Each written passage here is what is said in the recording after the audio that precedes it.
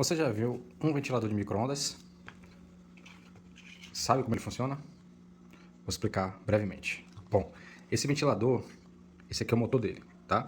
Ele é um motor de indução, ele não é de ímãs permanentes, certo? E todo motor de indução, ele funciona com o seguinte: eu tenho uma bobina, ou algumas bobinas, né? Nesse caso eu tenho uma só. E essa bobina, ela tá aqui envolta, né? Na verdade, enrolando um núcleo de ferro laminado, ok? E aí o que acontece?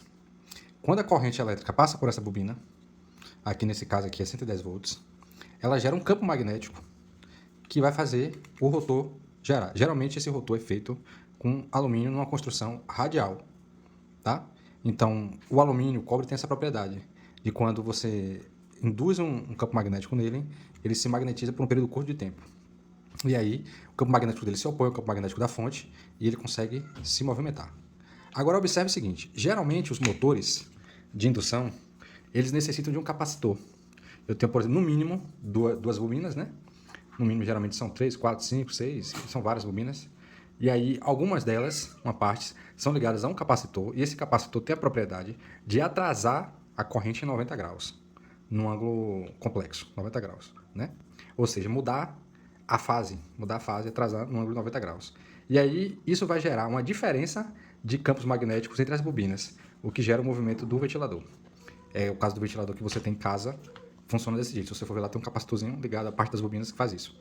Gera uma diferença ali de fase que faz gerar o motor. Aqui nesse motor a construção é mais simples, ou mais complexa, depende do ponto de vista. O que acontece? Eu tenho dois fios de cobre aqui que não estão ligados à fonte de potência, ou seja, à tomada. E esses fios de cobre, em posições opostas, vão causar uma diferença de fase aqui, vão causar ele vai se magnetizar e observe que ele é enrolado em volta do núcleo de ferrite também, tá?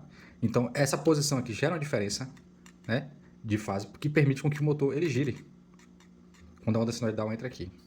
E esses motores são, vou ligar aqui, e ele vai ser gerado.